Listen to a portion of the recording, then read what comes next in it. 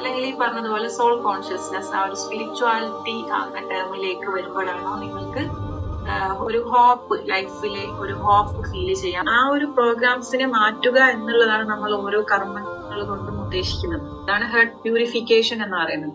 ഹാർട്ടിനെ ബാധിക്കുന്ന 2-3 രോഗങ്ങൾ. അതിൽ ഫസ്റ്റ് വൺ എന്ന് പറയുന്നത് ഓവർ അറ്റാച്ച്മെന്റ്സ് ആണ്. 90% കാര്യങ്ങൾ നമ്മൾ ഒരു കാര്യത്തിലേക്ക് തന്നെ ഫോക്കസ് ചെയ്യുമ്പോൾ ആ റിലേഷൻഷിപ്പ് ഇഷ്യൂസ് തന്നെ നമ്മളെ ലൈഫിലേക്ക് പിന്നെയും കൂടി വരും. ബാക്കിയുള്ളവർ എന്ത് വിചാരിക്കും, ബാക്കിയുള്ളവരെ കൊണ്ട് പറയിപ്പിക്കരുത്, നാട്ടുകാരെ കൊണ്ട് പറയിപ്പിക്കരുത്. കമ്പാരിസൺ എങ്ങനെയാണ് നമ്മളെ ബാധിക്കുന്നത്? മൈൻഡ്ഫുൾനെസ് ഇൻ പ്രെയർ എന്നുള്ള സെഷൻസിൽ എന്തിനാ പറയുന്നത് എന്ന് വിചാരിക്കുന്നുണ്ടാവില്ല. നിസ്കാരാണെങ്കിലും അല്ലെങ്കിൽ നമ്മൾ വരാൻ പോകുന്ന നോമ്പാണെങ്കിലും പോലും ഇതിനെയൊക്കെ അൺലൈൻ ചെയ്യാനുള്ള ഒരു കർമ്മമായിട്ട് നിങ്ങൾ കാണണം എന്നുള്ളത്. അപ്പൊ നമ്മൾ വീണ്ടും തലയിൽ തന്നെ, നമ്മുടെ മനസ്സിൽ തന്നെ, ബ്രെയിൻ ഉപയോഗിച്ചുള്ള ചിന്തകളിൽ തന്നെ, ആ ഡൗട്ടും ഫിയറിലും തന്നെ, അല്ലെങ്കിൽ ഈ ഒരു നെഗറ്റീവ് ആയിട്ടുള്ള ഹാർട്ടിനെ ഡിസീസ് ആയിട്ട് കാണുന്ന ഈ ഒരു അസുഖങ്ങളിൽ തന്നെ നമ്മൾ കുടുങ്ങി കിടക്കുവാണെങ്കിൽ കർമ്മങ്ങൾ ചെയ്തുകൊണ്ട് കാര്യം ഉണ്ടാവുമോ?